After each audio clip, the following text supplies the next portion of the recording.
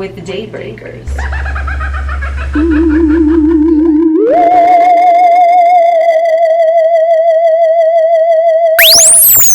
What is up, alienARMy? I'm Oculus, the alien next door, purveyor of esoteric lore. And on this channel, we discuss everything out of this world. So today's topic is going to be dissecting occult symbolism, hidden meanings, yada yada yada, in a major motion picture, which is called Daybreakers. This was actually something that came to me the other day. I was just intuitively guided to look up the movie Daybreakers, and the first thing that I do want to say is that I remember it because of the particular song that was played in the trailer. I remember seeing the trailer in the actual movie theater when it first came out, and I was sitting there with someone and we were just like, yo, that song made the trailer what the fuck it is.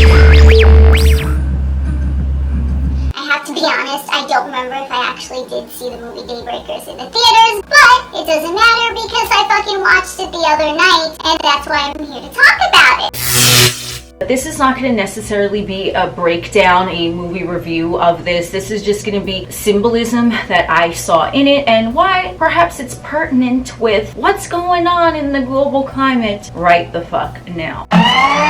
First thing that I do want to mention is the song, and basically the song is by a group called Placebo, and the word placebo I just found really interesting because if we know a placebo is not really real, it's like a faux type of thing that is administered to someone in place of a real thing. You know what I'm talking about. And it is really something that comes up a lot in science experiments, lab experiments, yada yada yada. I am going to be speaking like this because those with the eye know what the fuck I mean, because they see what I see. You might see other things in it, but you know, when I look at you like this, you gonna know something up with what I'm seeing. So placebo is typically used in the control group, or I don't even know the fucking technical term, in science experiments, things, medicines that are administered in the testing phase prior to them being made available to the general population. Just the word placebo stood out to me because when I was channeling originally, that song came into my mind and I was like, wait, but that was from the trailer of the movie Daybreakers, because apparently it had such a profound impact on years ago when I fucking saw that shit in the theater. Foreshadowing perhaps. Either which way. Placebo is mentioned, so keep that in mind, which is gonna filter on into the rest of what I'm speaking about. A lot of things that I did see in the movie are my perspective from my point of view. You might see other things in it, you might not see what I see, and that's perfectly okay. I encourage individuality here. I'm just letting you know my point of view Because it's my motherfucking channel.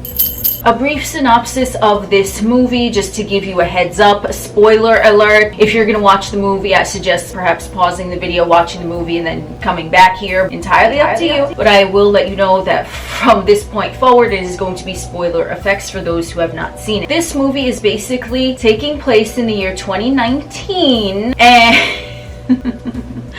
don't mind me, I'm just gonna cackle deliciously because that's what I was doing when I was watching this movie. I sat there, I said, every 5 minutes I'm like, Yo! oh. I was having a jolly good time, okay? Sex is great, but Me watching that movie, that was some shit. We have the main song, Placebo, then we have it taking place in the year 2019. Long story short, there was a vampire virus that basically, I don't know if there was a virus, I don't know what the hell happened. I don't really pay attention to technicalities. But basically something happened where it turned most of the humanoids into vampires. So now in the year 2019, as this movie is taking place in, the general population is predominantly vampires, and you know about vampires, you have to invite them in. They don't really like garlic. They only come out at night and they can't be in direct sunlight. Vampires are populated Earth. There are real humans, pure-blooded humans, who are kind of like undercover because they're being farmed. they're being farmed, the humans, for their blood, obviously, because vampires drink blood. So the humans are like running afraid, and basically the blood supply is dwindling, and that is where we enter the movie. They have 1 month supply left of blood, and then ain't nobody know what the fuck is gonna happen from there. So there's like famine occurring, you see riots over fighting over the blood because of the blood shortage and things like that. That's where the movie brings you. That's how we are introduced, basically. So this is the situation, this is the state of the movie. There are also these mutants. I don't know what they were called in the movie, but basically they weren't the regular humans and they weren't the vampires. They were the vampire that started mutating into these other creatures which resembled more like bat-like creatures, and they were not really liked by the vampires. The humans obviously were afraid of them. These were just creatures that they transitioned along into the more bat stage, and they were less human than the vampires, if that makes sense, because the vampires were not transitioning into the bats. They were just kind of, they still looked humanoid aside from the fact that they had the amber eyes.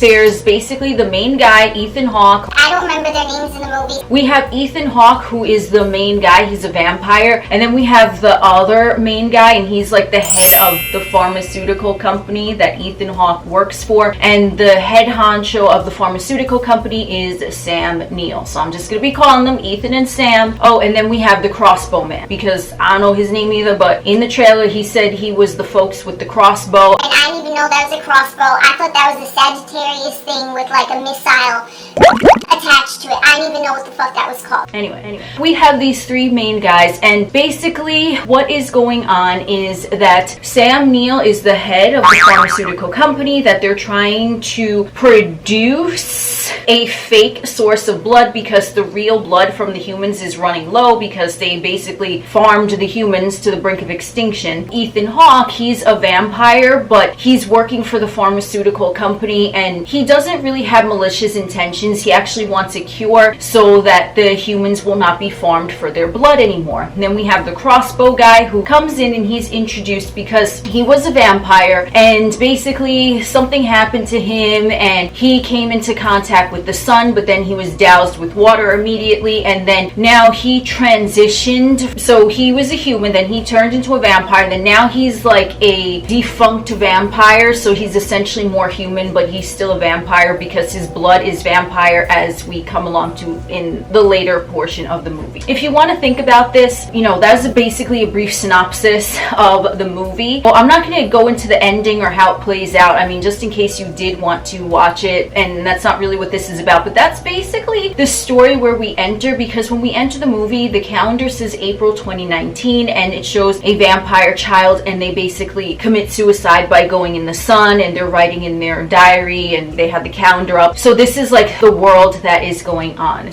Some funny things that I did notice in the movie. Obviously, the year 2019 is very significant. This movie came out, I believe, in 2010. So foreshadowing, pharmaceutical company, farming humans, placebo. We have the drinking of the blood.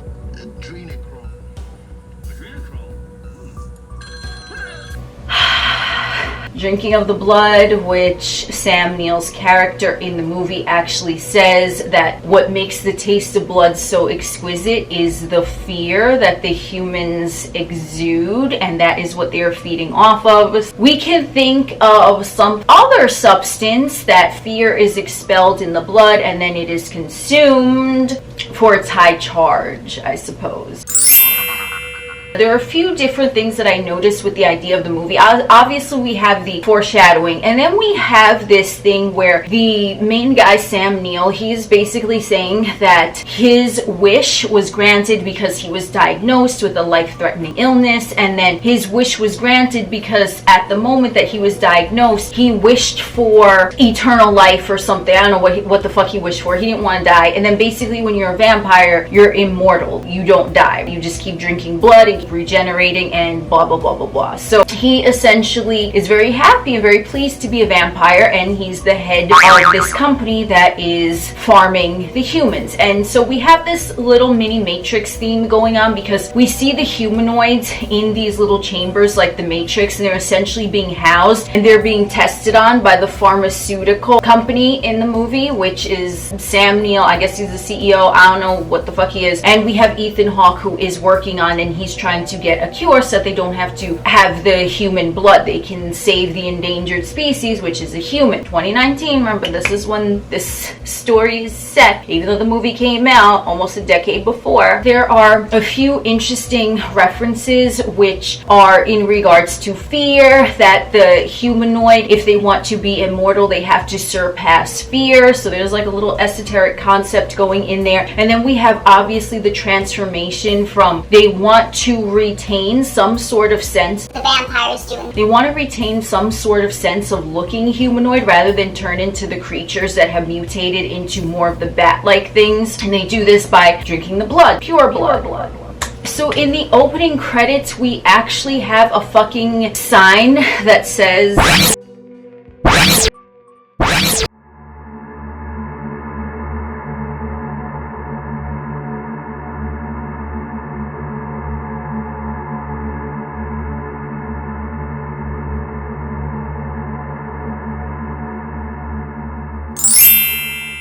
So basically what happens in the movie is that Sam Neill, he's kind of like, he's portrayed as a villain, because at one point, after the guy with the crossbow meets Ethan Hawke, and then he shows Ethan Hawke how he can transition back into a human, you know, be in the sun, whatever. So he's sort of like a defunct vampire. Basically what happens is that Ethan Hawke now knows the cure to turn them back into humans so they don't need to consume the blood. But Sam Neill, he ain't happy about this, because he basically tells Ethan Hawke, homie, this ain't about a cure. It was never about a cure.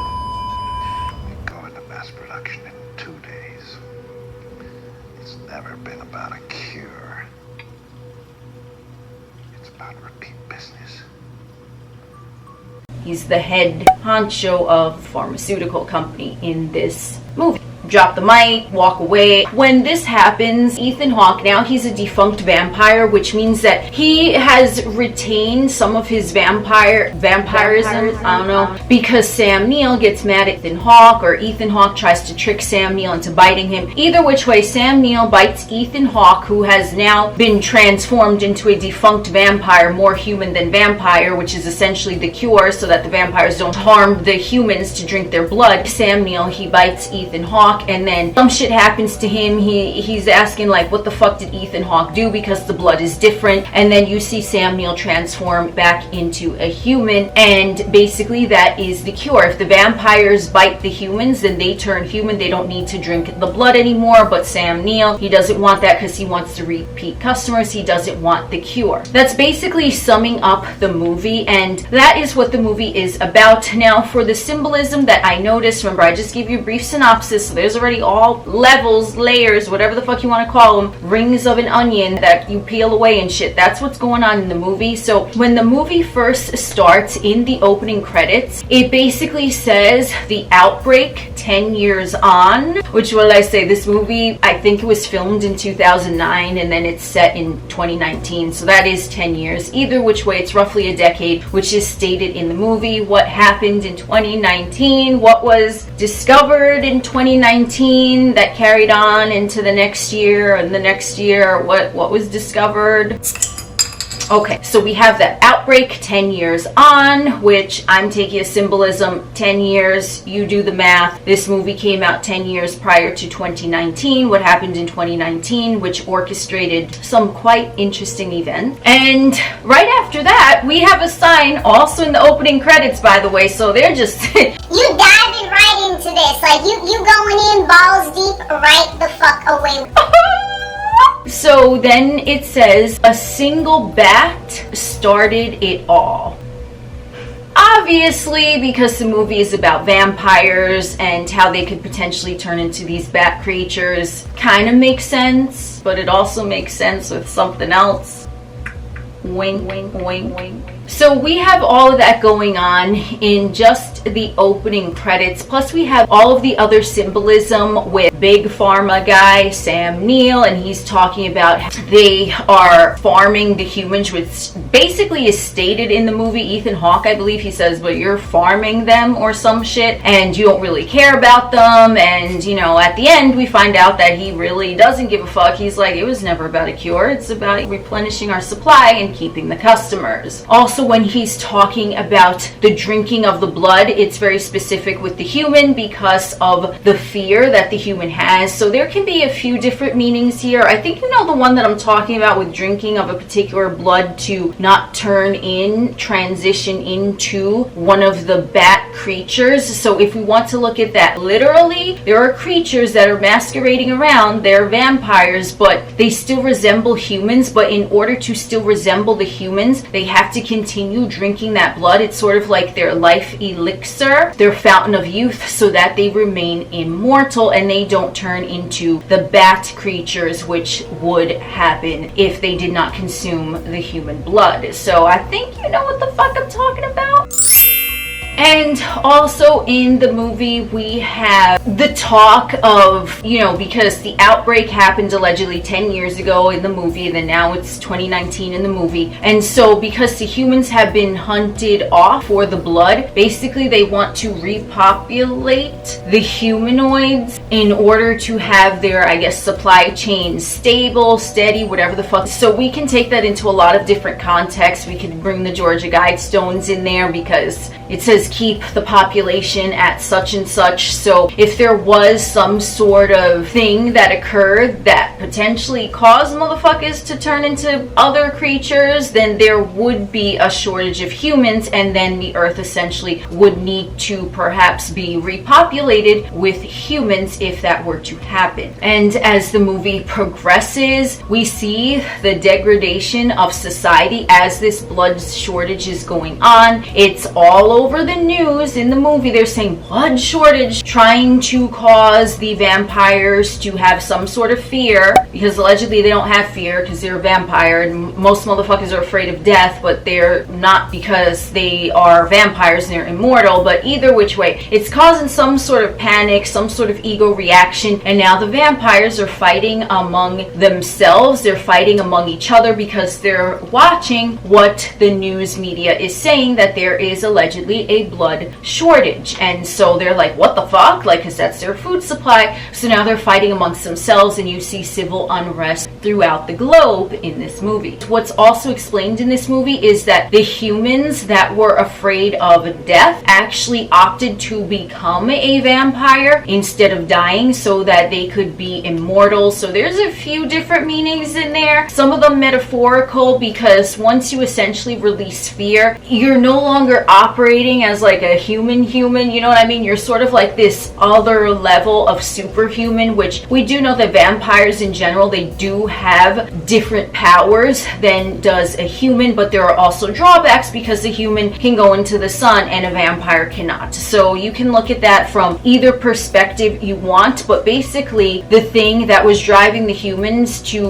willfully allow themselves to be turned into vampires was the fear of death. So if you want to think about it, if you are being constantly bombarded by news media saying da da da da da, be scared of this, da da da da, be scared of that, shortage here, shortage there, shortage every fucking where. Oh snap. We understand that some humans, they opt to drink the Kool-Aid, an outside source, right? In this example, they turned into vampires. They opted that, but they still have to depend on an outside source in order to be replenished. Whereas the regular human, they don't need to feed off of blood. Therefore, the pharmaceutical company in the movie would be defunct because the humans don't need the blood. What is happening is that there's this talk of fear and how motherfuckers opted themselves to turn into vampires in order to avoid death. So what has been going on that humans have opted to because they're afraid of death? They have willingly been drinking the Kool-Aid, but now they have turned into something that is going to be dependent on an outside fix in order to keep regenerating that which they did not necessarily need to do in the first place.